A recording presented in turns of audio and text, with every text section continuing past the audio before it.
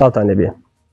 ئێمە وەک ئەندامانی ڕێکخراوی داکۆک لە شاری لەندەن هەستین بە چاپکردنی پۆستەرەکان و دەستکردن بە ئامادەکاریەکان بۆ چالاکی ڕۆژی 4/8/2025 کە دژ بە بڕیاری بەرفراوانکردنی دەسەڵاتی هێزی میلیشیای حەشدی شاوی لە عێراق ڕێکخراوە و هیوادارین لەو ڕۆژەدا زۆرترین ئەندام و چالاکەوان و ئازادیخواز حازر بن. سڵاوتان لێبێت.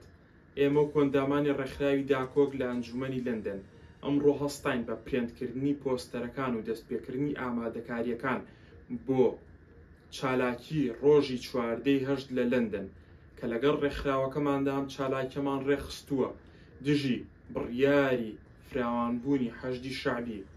داواکارین لە هەموو چالاکوانێکی خاوەن هەڵوێست لە بەریتانیا لەو ڕۆژەدا لەم چالاکیە گرینگەدا ئامادە بێت.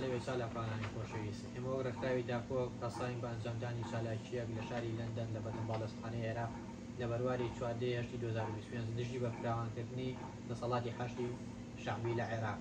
هیوادارین لەو ڕۆژەدا زۆرترین چالاکوان و زۆرترین کوردی بەشەرەف ئامادە بێت بۆ ئێمە وەک ئەنجومەنی لەندەن ئەمڕۆ هەستین بە پرێنتکردنی وێنەکان و ڕێخستنی چالێکیەکە.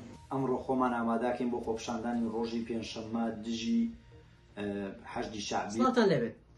ئێمە وەکو چالاکوانانی ڕێکخراوی داکۆک لە ئەنجومەنی بێرمیگام هەستین بە چاپکردنی پۆستەرەکانمان و ئامادەکاریەکانمان بۆ چالاکیەکەی ڕۆژی 4 مانگ لە شاری مانچێستەر دژی فراوانکردنی دەسەڵاتی حەشدی شعبی لە عێراق. هیوادارم لەم ڕۆژەدا زۆرترین چالاکوانی بە هەڵوێست ئامادەی ئەو چالاکیە گرنگە بن. ئەندامانی ڕێکخراوی داکۆک لە ئەنجومەنی مانچستەر ئەمڕۆ هەستین بە چاپکردنی پۆستەرەکان بۆ چالاکی ڕۆژی 4 مانگ لە شاری مانچستەر بۆ دژی فراوانکردنی دەسەڵاتی حەشدی شعبی لە عێراق. هیوادارم لەو ڕۆژەدا زۆرترین چالاکوانی بە هەڵوێستی بەریتانیا ئامادە بن.